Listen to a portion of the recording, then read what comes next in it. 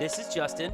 And this is Haley, and you're listening to The Price of Avocado Toast. We're a married millennial couple wanting to normalize conversations about money. We want to hear about your highs and your lows, The do's and the don'ts on your path towards financial freedom. Alrighty, Toasties. Haley here. Justin is sitting out for this podcast interview because Via and I want to take over and talk to our first female guest about Dave Ramsey. So I'm super excited. Thanks, Vee, for being here. Welcome. And we're going to do this thing. Woo, lady power. Let's do it. I'm pumped. We love Justin, but he doesn't want to. It's not that he didn't want to be here for this conversation. In a second, you will find out why we wanted to do it as ladies. So today on the podcast, we have Lauren Rakedahl, and she's a therapist, a former Dave Ramsey follower, a toasty, an IVF warrior mama, and, you know, I figured ladies were better for that IVF conversation than a dude. I mean, am I right or am I right? Yeah, I think having feminine energy in this episode is going to be relatable for more people. No offense, Justin. No offense, Justin. Well, Lauren, thank you so much for coming onto our podcast today. I'm so excited to hear your story. Oh, thanks for having me on. I'm a toasty, big fan. I'm so excited. This is so fun. When you asked for our autograph, that made me giggle. But it's funny because people listen from all over. Yeah. We'll be sure to get you that autograph, before we make it. Yeah, okay. Thank you. That's what I'm here for. I love that. So Lauren, can you start off by telling us a little bit about who you are and why you reached out to even come on our podcast and share your story? I'm super excited to hear what clicked for you to be like, oh, maybe I want to tell my story. Yeah. So obviously, being a toasty, I've been listening in on some of the recent conversations regarding, being Dave followers and some of the, the new ways people are thinking about how they're relating to their money. It really has been taking me back to a really pivotal moment in my life. I guess moment's not really the way to put it. Maybe years of my life when I was definitely, maybe what someone might call Dave-ish, all the way up to really religiously following Dave Ramsey. To kind of go back to tell you who I am, I'm a marriage and family therapist. I live in Spokane, Washington with my husband, who's a school administrator. So I also really relate to a lot of you and talking about all your teacher stuff. So Teacher-ish. Yeah. All of your, he was a teacher for 7 years and then an administrator. So we know that life. But my journey with Dave Ramsey collided with infertility. And I think it's a space where there needs to be more conversation. Yeah. And for anybody who doesn't know, what is IVF, and can you explain more of kind of your journey in that realm? Yeah. So IVF, in vitro fertilizations. My husband and I got married super young. We're just enjoying life as 20-somethings in Seattle. And about the time my husband was finishing grad school, we decided to start trying for our first baby. We knew that there might be some problems getting pregnant based on some earlier diagnoses that I'd had. And we pursued getting pregnant through seeing an endocrinologist. And luckily, after some time trying to get pregnant, we were able to with our first child. So, went the medication route, did all of that, we're able to get pregnant. When we went to have our second child or started trying, we started to realize that it was going to be a lot more difficult than we thought. Tried to go the same medicated path we had gone before and quickly realized that that was not going to be what was going to get us pregnant a second time. So we started, I'm trying to remember what year this was. It would have been probably about 2014.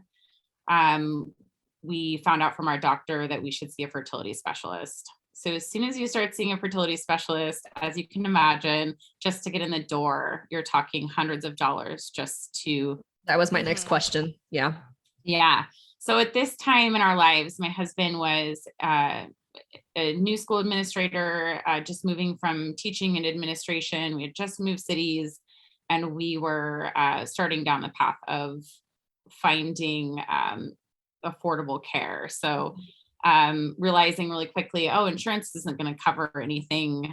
And the debt just kind of started to rack up as we started to pursue, cash flow what we could. But when you're starting to talk about IUI cycles, so intrauterine insemination, realizing like, oh, this is the same as our mortgage every month. And then hitting those start and stop points of not being able to cash flow. So you have to stop and then trying to start back up. And at That this must wreck your body, like starting and stopping and starting and stopping. Yeah. So, I mean, we started with medication and then moved into, the medicated cycles and then time cycles, and then moved into the IUI process. And that's when it started to be, like with medication, I want to say it was like around $1,200 per cycle. So this all, I should go back. We were introduced to Dave Ramsey through a family member that was like really hardcore into Dave Ramsey. We really wanted to buy a house, and we were just kind of at that stage in our lives of moving out of Seattle into the suburbs and thinking, okay, this is it. We're going to buy a house. We're going to have another child and just kind of start to plan our roots. In that process and starting to think about our next steps in life, we were looking at our student loans and our car debt and some consumer debt. And we were like, okay, this Dave Ramsey stuff sounds okay. Like we should look into this. So I remember like sitting down and doing the whole budget thing, but it was always really shame based. It was always really like, okay, let's like sit down together and just talk about how shitty we are and how we've been irresponsible. And then we'll like get it all together. So it was already Dave Ramsey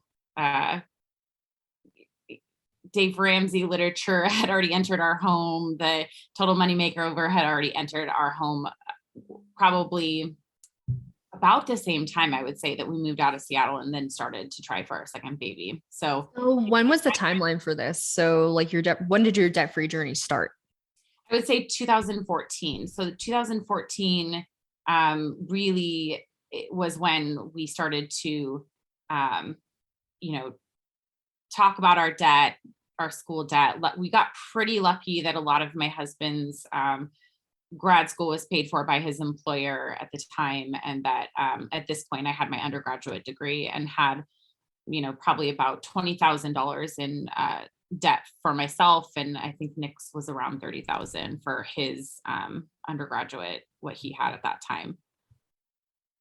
Okay, I think the real question is how fast from reading Total Money Makeover did you start like start your debt-free journey and get going? So I had so much shame around this and around money that I think the only person that I told that I was like thinking about debt-free journey and stuff like that was my family member that did Dave Ramsey really hardcore. But even that, so you had shame. You had shame before you even started the journey. Oh, I could have a doctorate in shame. Like shame was my game. So I would say just kind of, and my parents are lovely, lovely people. And they didn't really talk a lot about money growing up. So I actually don't know where my money shame comes from, but I just kind of knew in my household growing up, it was just like one of those things you didn't really talk about. Same. My experience. I don't remember it being a subject. I know my parents have said there was times that like money was tighter when I was younger, but I don't ever remember hearing any money arguments or listening in on anything. It just wasn't talked about. But I think, I don't know if it's getting married really young. I was 20 and my husband Nick was 24. We just kind of had this like, okay, we got to be grown-ups and we have to handle ourselves and do grown-up things, and not really stepping into the space talking with other adults about money in any way, shape, or form.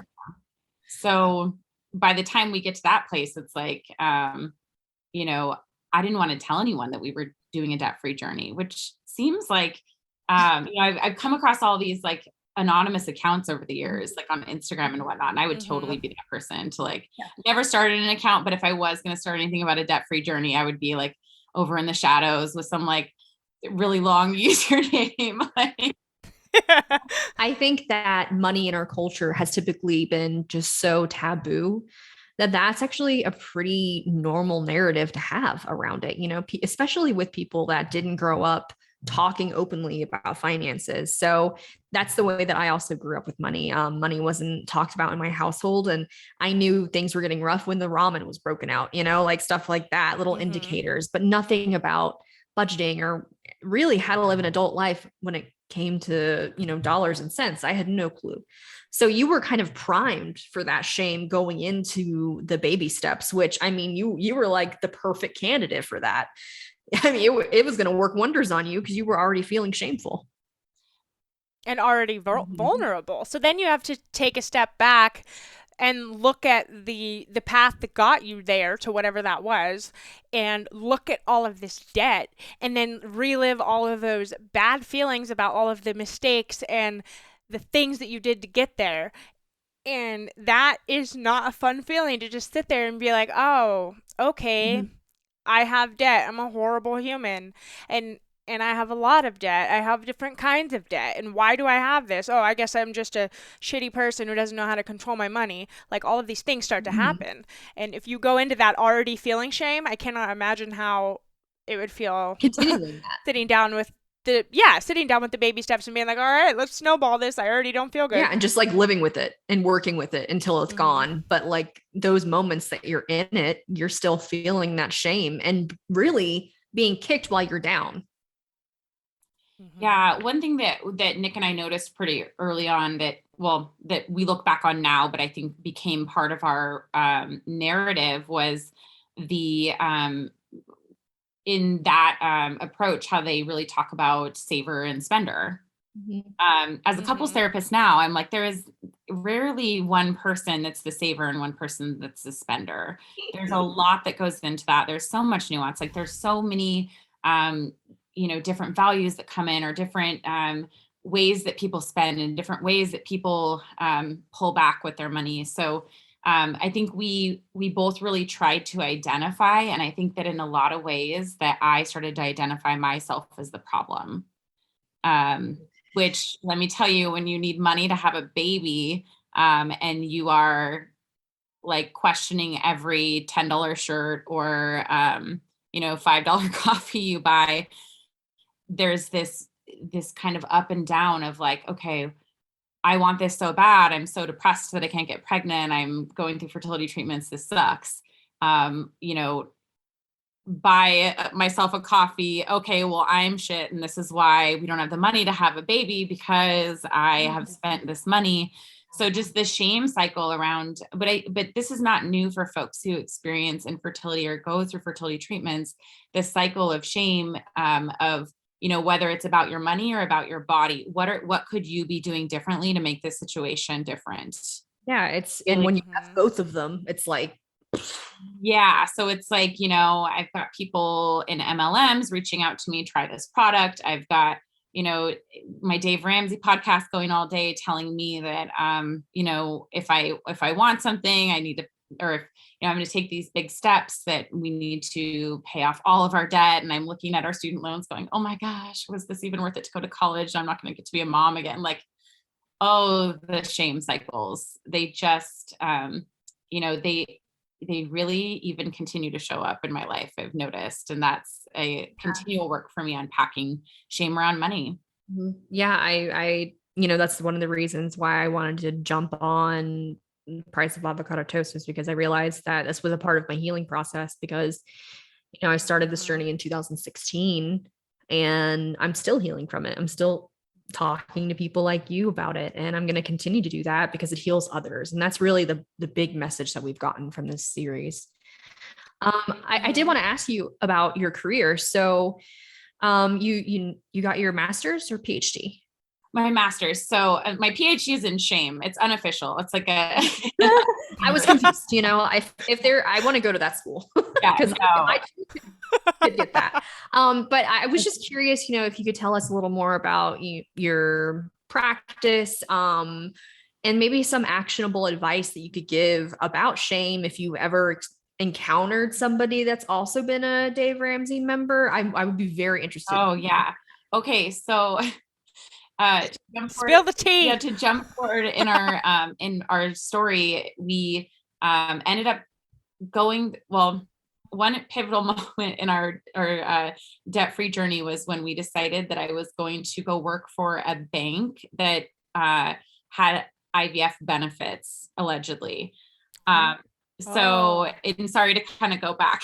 No.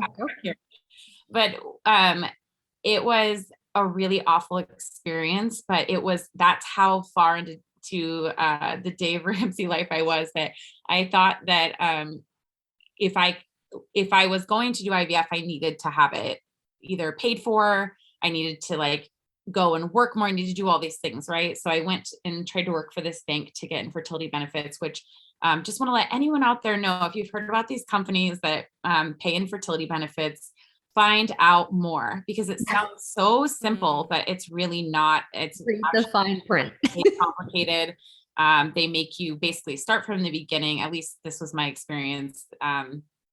They make you start from the beginning of whatever you've done fertility wise, go all the way back through all the steps. So kind of taking us back to starting at IUI again, even though we couldn't even give a doctor's note saying like our doctors recommended IVF. It was like, go back to the beginning. And it was also months out of working before I was eligible. And then that started the clock again with all the fertility treatments. So just that little side note there.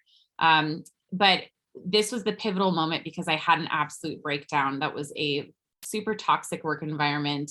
And I was exhausted and just so sad. And I finally just broke down and came to Nick and just said, I can't do this. And this shame, I would call this like the darkest night of my soul. I felt like I had let our baby go, our dream of having a baby. It was brutal for both of us. It was hard to watch me go through it. And it was brutal for me to feel like I was such a selfish person that I couldn't just get through it and get to the other side so that I could have this paid for. Because still at this time, it was like, it's not an option to take out a loan. It's not an option. It's not an option. It's not an option. That led to just an absolute breakdown. And that's why I wanted to be on the show, because if someone is in that spot and they're wondering what the hell to do next, I just want to tell you, the debt is super scary, but your childbearing years are short. And if that is something that you are trying to pursue, I want people to hear me loud and clear that fertility debt is a medical debt. And if you need to take on some debt, this is not an easy process. There's not a right or wrong answer, but it's between you and your partner to decide what feels okay. It's not up to someone you follow on Instagram and their opinion on it. It's not up to a Dave Ramsey Mom's Facebook group. It is up to you to decide what medically you need to do for your body. Yeah. I mean, life is about so much more than money. And I'm not saying that you should go and jump into $10 million worth of debt, but we're talking about a child that you wanted to bring into the world and be a mom. That is worth its weight in gold. And no one should shame you for that. No one. I mean, Dave Ramsey doesn't care about you. Like, he doesn't.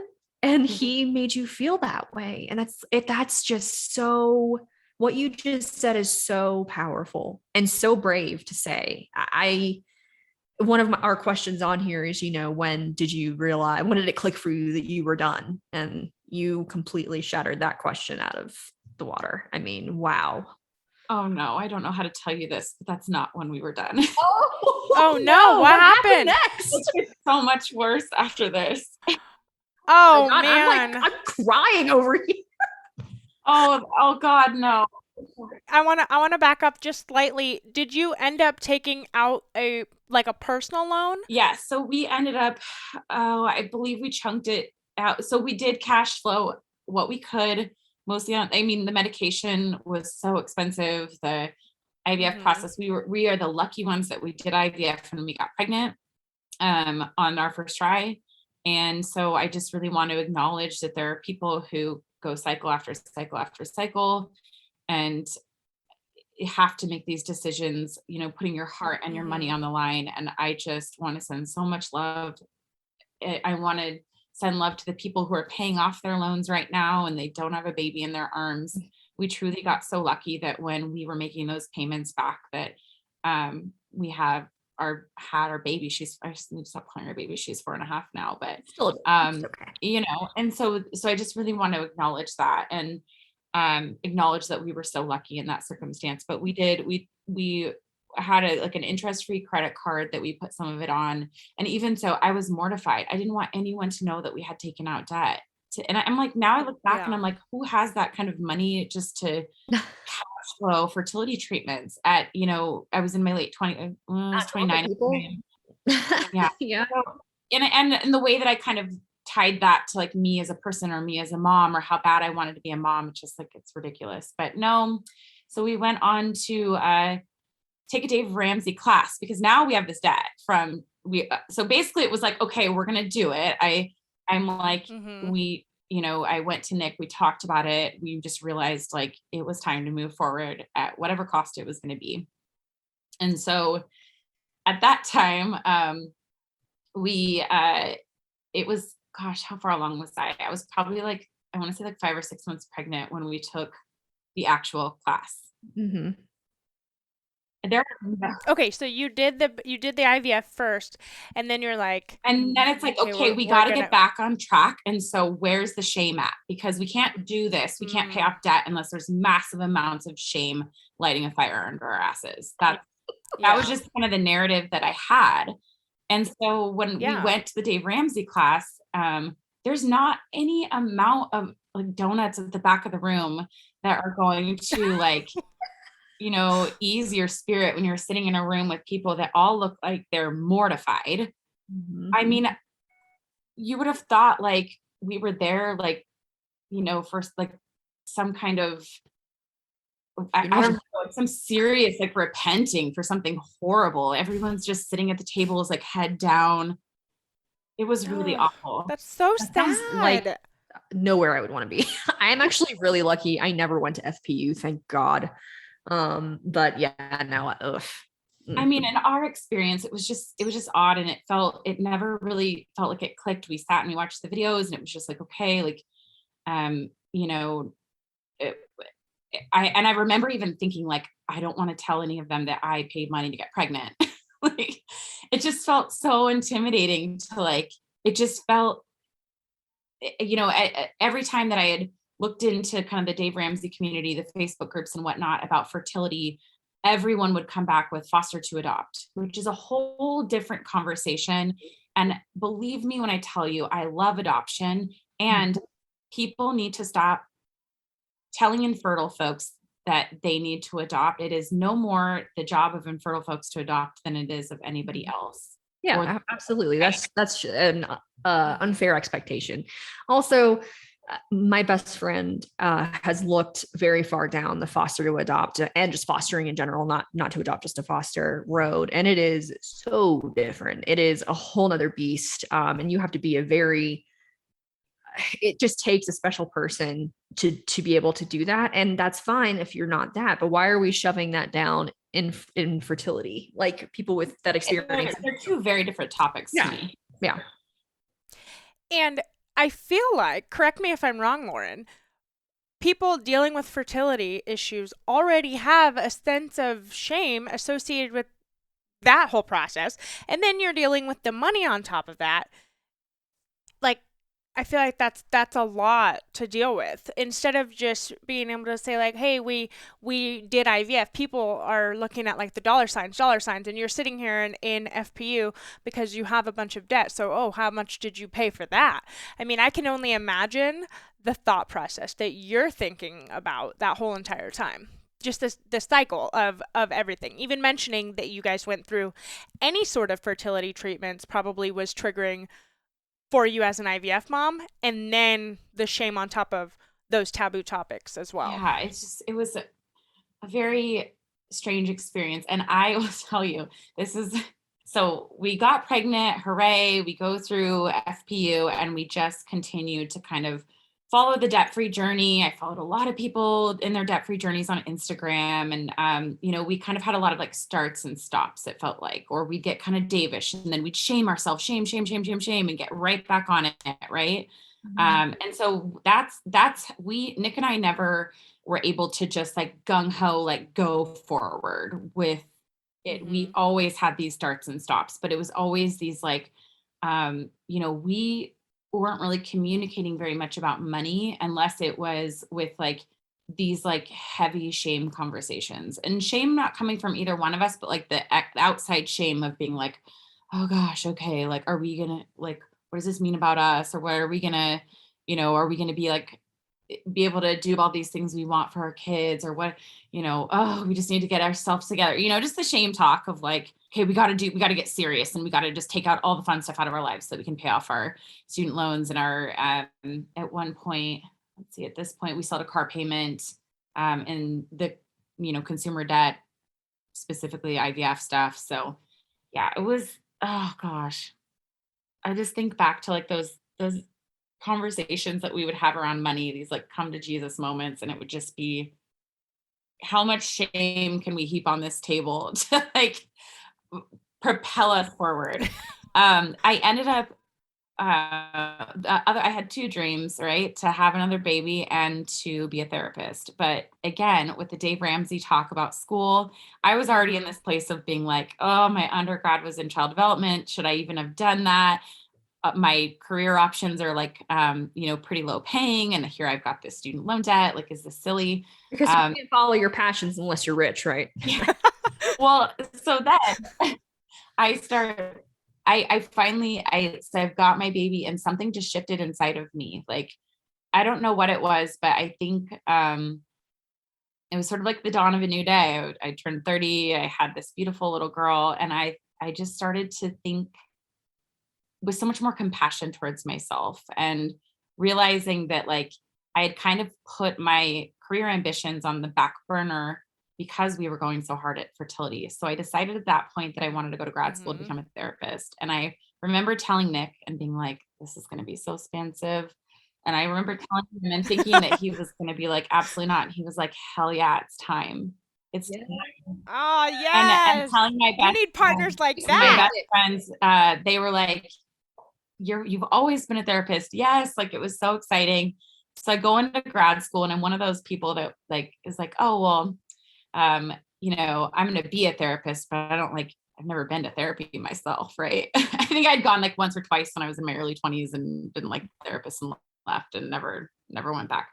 And then here I am, I'm going to be a therapist, and my grad school program's like, hey, you got to go to therapy. Everyone did. It was required 10 sessions. So I'm like, well, crap. So shame really, my money shame kind of came out. I'm sure Dave Ramsey was never talked about in these sessions.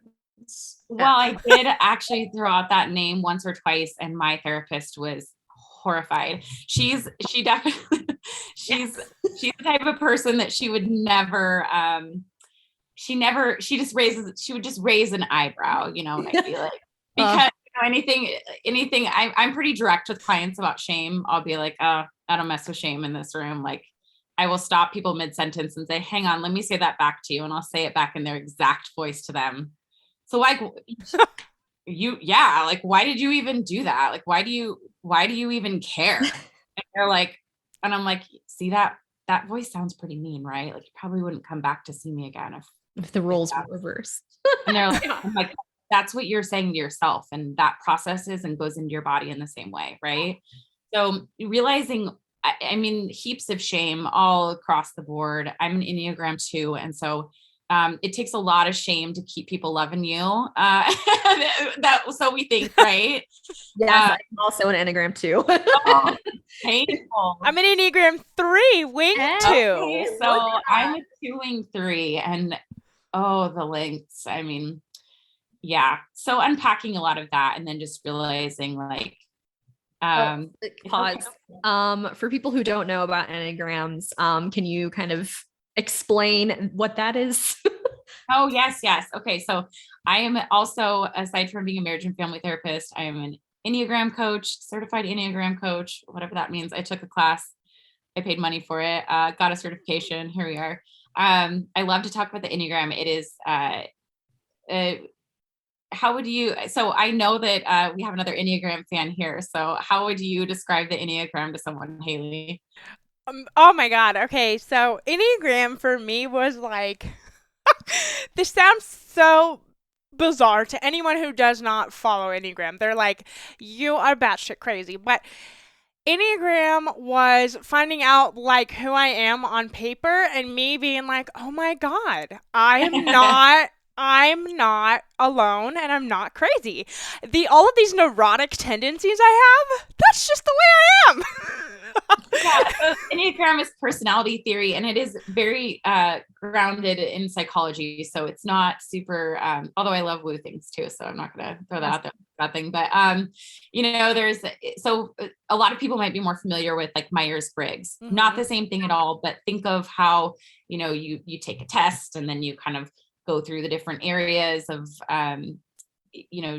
defining sort of certain personality characteristics that you have. So there's 9 different types, and it could take a whole other show, and hopefully you'll have me back to talk about We're the going Enneagram. Okay.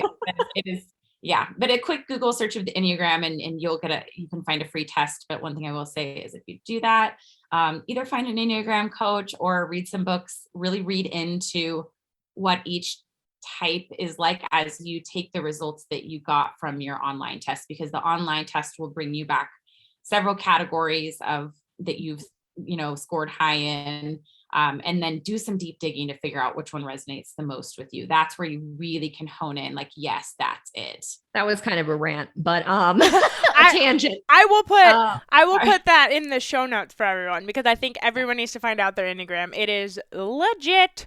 But I want to take this second to kind of touch on what you said in our messages on Instagram. You reached out and you said, if I had listened to Dave, I would not only have not gone to grad school, I wouldn't be a therapist, and I wouldn't have done IVF. And then you sent me a picture of you snuggling your baby, and you said no fucking regrets. So you're doing this journey. First off, no regrets. Yes, I'm glad that you did all of those things. I'm glad that you were Davish. I'm glad that all of it happened. But along your journey, you ended up, did you take out student loans to become a therapist? Was that what you ended up doing? Yes, I did. So I'm going to be a controversial guest, because not only did I take out IVF loans or IVF debt, I also took out school loans. And now, luckily through the sale of our house, when we left the city we were living in to come to Spokane, we were able to pay off all of our debt except for our student loans. So we own both of our cars. We were able to knock out all of our debt except the student loans. And that's awesome.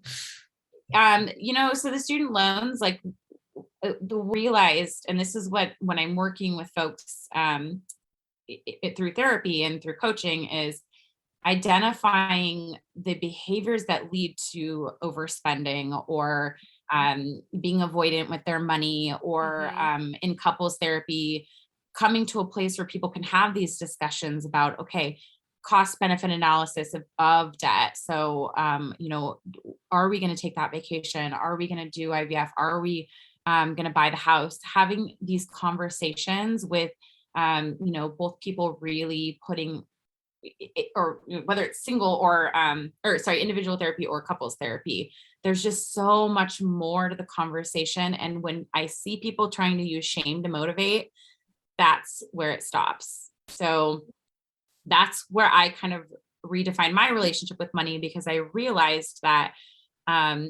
what would happen in our starts and stops that I told you about earlier is we would pay off debt, and then the shame would be gone because the debt's gone, right? Or, at least a lot of it. And then we'd start to build up some more debt, right? And then the shame would come back, and then we'd pay it off. And it was because shame was really the only thing I was using as the tool to to be debt free. So of course, like, the debt was like this big thing. And then it's like, okay, when it's gone, then it's fine. And then it comes back and blah, blah, blah, blah, blah. I wasn't getting to the root of what our actual issues were, So what approach are you using? So you said like shame obviously doesn't work for the majority of folks. So what methods are you using now in approaching your debt-free journey, or you're not even debt-free? I don't even like the term debt-free journey anymore. It's more of like a financial journey. Like a financial freedom journey. Right. So like, what's your approach now that identifying you're no where the shame comes from? So what's going on? So like, what is it in that moment where you click add to cart, buy, right? Like what is happening in those moments? How are you actually feeling? What are the stories that have come up for you around money? Asking these deeper questions, and also giving people, I find that even just pointing that out, that someone's using shame as their tool, encouraging people to set that tool down and pick up another one. You don't need shame to get the things done. So think about it in terms of like someone who is using procrastinating behavior. And I say that because I hate when people say, I'm a procrastinator, I'm this, I'm that, right? But think about someone who tends to procrastinate. What's happening there is they are putting something off, right? And so the shame kicks in and the panic, and then the thing gets done.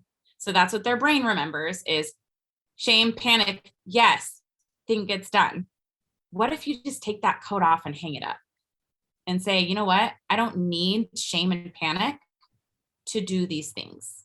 So what are my, how do I get motivated? Do I get motivated externally by having community? I think a lot of the people that I've seen in the debt-free community on Instagram seem to be motivated externally, right? Is it internal motivations? Like Gretchen Rubin has a really great book, The Four Tendencies, I think is what it's called. And I love thinking about like where you get your motivation from in those kind of terms, and just releasing that idea that you have to feel like shit about yourself in order to make change. I think that's such an important and impactful message, because I look at our society, and I mean, Dave Ramsey, yes, but even outside, like speaking as three women,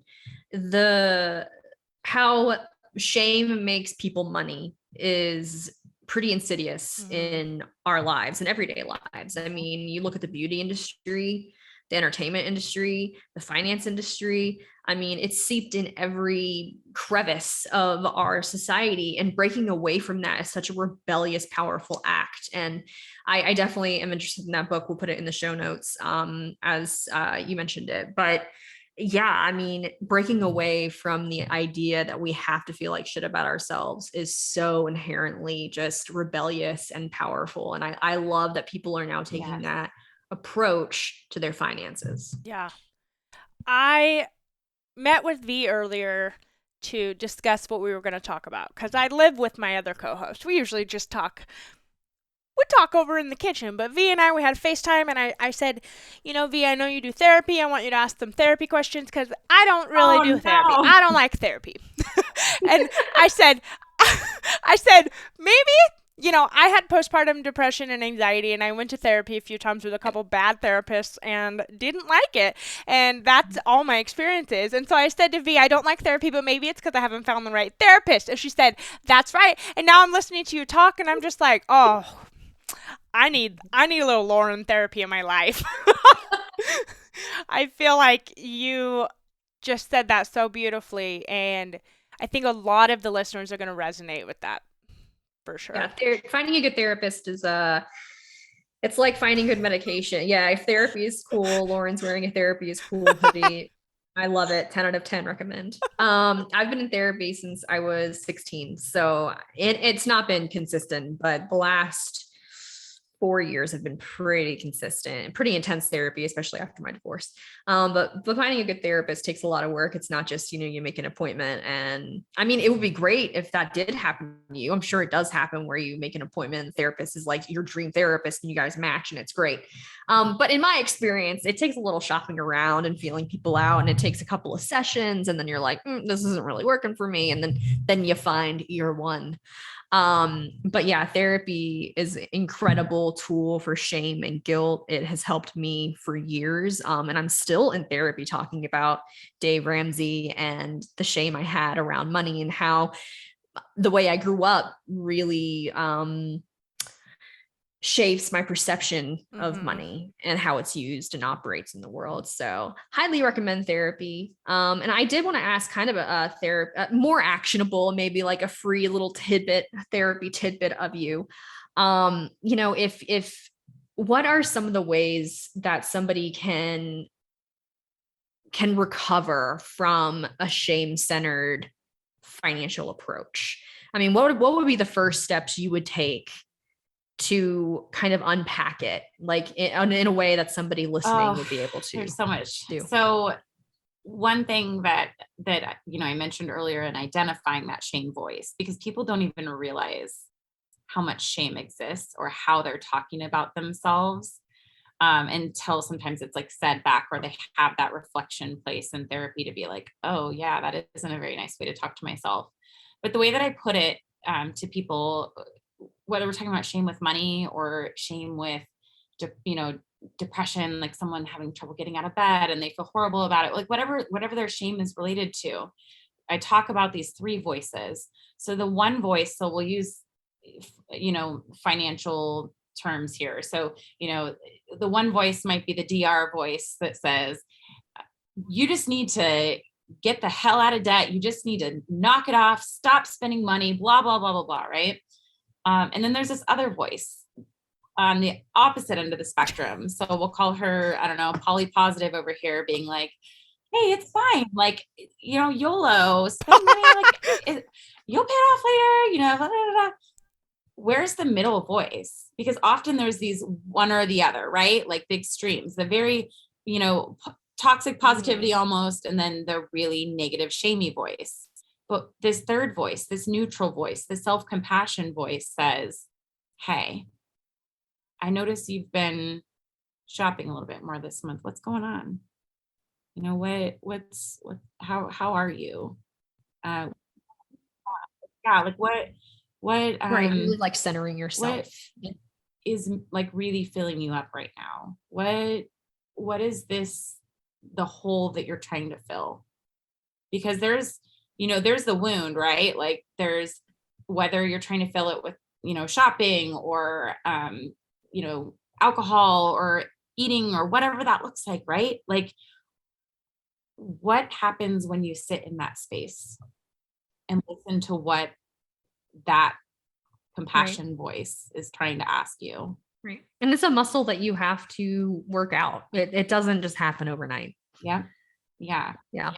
That's the embarrassing part, is that I continue to listen to that podcast for at least until like spring 2020. And okay. I was deep into grad school. I mean, I was interning, I was doing therapy at that point, and I was like, shame voice. But this is where I think about my financial stuff. If I don't listen to this podcast, what other space, right? Like, you listened to Dave until spring of 2020? Yeah. Okay, so I'm like the newest one out of the three of us. We had many things that led up to our final decision when Justin was like, we're laying in bed one night and he deleted the Dave podcast off his phone and he said, I'm done. We're done. Not like he controls me, but like we had the conversation and we decided, okay, like not only do we disagree with this guy, but we're going to put the line in the sand. We are done with Dave. And by the way, side tangent, anytime I type Dave in my phone, it yells at me. Therefore, whenever she texts me, caps. Dave Ramsey, it screams at me. So it's Dave. So did you have a moment specifically where you were like, I am done with Dave, period? Or did it kind of just slowly happen where you realized, okay, I recognize this shame now. Oh, that doesn't feel good. Oh, okay, now I'm tracking this back to Dave Ramsey. Maybe I need to separate. Or was there an official moment when you were like, nope, so no longer? I would say, to be really honest, I started following Tori at her first 100K. Her voice was so powerful, and it was at a time in my journey where I had kind of faced that I had a lot of shame, and I still was like hiding from a lot of parts of myself that I was just afraid to be really like step into myself and use my voice. Right. And I remember following her account and watching her for a while, and then hearing her say things about him and being like, oh yeah, like she's totally right. And I've been thinking that, but I've been following all these other people that seem to really agree. And I kind of felt like, you know, the Ramsey voice kind of dominated the arena of the debt-free community and money talk. Right. And then finding other people, finding your podcast, right, which came later, but I would say definitely her first 100K was like, you know, when people like talk about, you know, they found this other, like someone came and spoke some truth to them. That's when I really realized what the heck I was doing. I'm like, what a hypocrite. I cannot sit in a room with people and talk about shame and then go home and shame myself in this way. Yeah. Yeah, Tori is a very powerful voice in the community. And I think that she was one of the first influencers to really put her foot down and say, this is bullshit and this is harmful and toxic. And, you know, I've been very candid about her being an early inspiration for me, for sure. And I think it's just so great that she has kind of been a trailblazer for this kind of conversation. And other podcasts have cropped up, you know, Yo Quiero Dinero, a bunch of other podcasts that are, that's the only one I can think of right now, that are talking about things like this, about shame, about the cult-like nature of Dave Ramsey and how it really is abusive and does more harm, I think, than good. So yeah, I completely understand where you're coming from with that. I didn't join the debt-free community until June of 2020. So, you know, you guys were already basically done with Dave at that point in time. And when I started following Tori Dunlap from her first 100K, she was already like TikTok famous and everything. So I'm much later to the journey. And I joined the debt-free community following so many Ramsey people that when we did our Done with Dave episode, I was legitimately scared. I was so scared to publicly speak out against something that we had like 30 episodes. Our early episodes are so cringeworthy of us being like, okay, this is how you do it. Dave Ramsey says this, so this is what you need to do. And we're just little it's kind of like we were brainwashed when I listen back. I can't listen back. I have memories of recording them, but I cannot listen back because it straight up triggers me. So we'll do a little therapy thing here. So what if I said back to you, your early episodes are so cringy. Ew, you talk so much. Touche. Breezy. Because you know what? I find it so powerful when people can be like, you know what? Nah, this doesn't fit anymore. And that's, I think, what we need just with ourselves, that compassion. And that's compassion to be like, oh, I did this. And yeah, I changed my mind. And that's, people change their minds when they get new information. At least people I like to surround myself with, right? Like you get new information. Yeah, people who can get new information and make mature decisions that fit the current climate are really powerful. And they don't just, you know, dig their heels in the sand and say, I'm going to stick with this, even if they know in their heart it's not right. And it behooves them in other places. Yeah, I've been in the debt-free community for 7 years. And at the beginning, it was just Dave Ramsey, and that's all it was. And I think the conversation really started to shift late 2019 and onward. And it really has been a pleasure to watch people turn from Dave and do their own thing or find their own path, and empathy-based budgeting. Find really their own voice. Yeah. Find their own voice, not be, your own, sheep. So your own voice and opinion. I feel empowered. I feel like I can trust myself to make educated decisions, whether or not some dude agrees with that. Like know what I'm doing and it's what's best for me. And I feel confident. When before, if I did anything slightly off track, it was only shame. It was literally only shame. Like, oh, Dave is not going to approve of this. As if he cares and doesn't even know me. You know what else is like that? What? A A cult? cult. Yeah. When you start thinking about yourself, for yourself, the power is threatened. And I would definitely say in the last 2 years, the almighty Ramsey Solutions has been threatened. And it's a good thing because diversity is powerful and it is welcome. And I think that it makes all of us better. But this conversation has just been such a pleasure. I really admire you for your bravery and just your transparency and that raw emotion. I think this is going to be a really impactful episode. I hope it reaches so many people. We have our opinions, right? V, Justin, and I, we don't like Dave because of what we've been through. We didn't want this series to just be us three getting together to just talk shit about Dave every week. Although we could do that. Easily do that. Like nonstop. We wanted to bring in other people to tell their stories. And you are such an important voice. And people need to hear your story and your voice. And I'm just so glad that you wanted to come on our podcast. Thank you so much. And I just want to say again, for anyone out there who's, focusing on your finances and you get this big blow that you are going to have to pay a lot of money to try to get pregnant. Just again, this is medical debt. Mm-hmm. This is medical debt. This does not deserve to be put on the same scale with people talking about car loans and anything else that could be frivolous. This is not a frivolous venture. This is your life, your years of fertility that are precious. My husband and I talk all the time about what we would have done if we would have waited. It would have taken us years to save up to the amount of, that we needed. And it's like, what? That would have been so much time slipping away, and we don't know what that outcome would have looked like. Right. And I think that, and this is the last jab that I'll make, but I think it's really easy to blame the individual and not the system.